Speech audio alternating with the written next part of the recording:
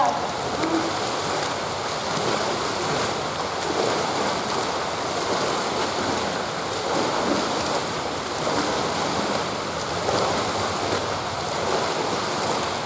So I'm doing a high kick to the front, dumbbells are going forwards, and then a tricep kick back together, right?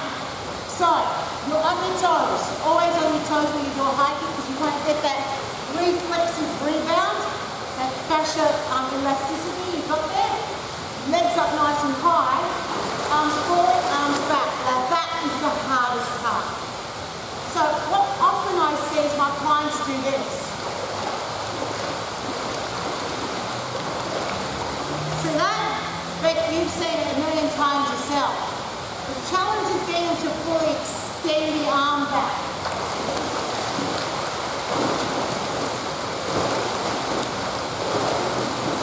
There's a little bit of gripping that's involved in this one, which is not a bad thing if you then follow it with an exercise that doesn't require you to hold on for too much.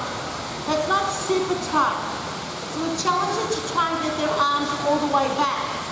It's sort of good if you can get them to do an exercise where they can look back over their shoulder to see where the dumbbell's going to get an understanding of what that range of motion feels like, and then get them to do the kick.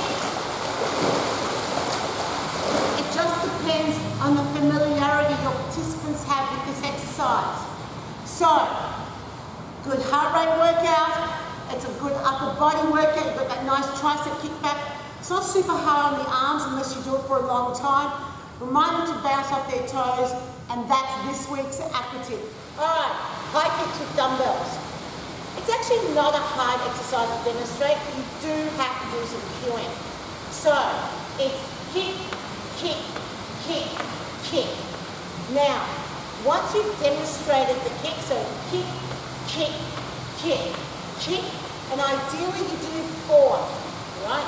Then break it down. The first thing you want to ask people to do is make sure they're pushing off their toes. And I usually demonstrate a jumping action like that to make sure they're on their toes, drive off their toes, so they'll use a hand action like that. And then the next emphasis, because once they've got enough height, then you can focus on the arms. So then you can go push forward and make sure you extend all the way back. Avoid lifting your elbows up behind you. So front and kick back, front and straighten the arm back. Try to make that a strong action to the back. So demonstrate that side on to your class so they can see it fully. Facing the class to the front does give them a full picture of the movement pattern. So side on is better, and then you might demonstrate the kick in a low impact version again, right? So they can see that both hands move forwards. Just another little tip for you as instructors, when you do a kick yourself on land, you want to jump, point your toes though. Because when you point your toes, you tend to land on your toes, and that just gives you a little bit more lift, okay, a little bit more lift. So here, here, here, here. And for some of us, it actually improves the way we demonstrate the movement pattern. So this is a little tip. Take it, leave it, it's up to you. And that's this week's Aqua tip.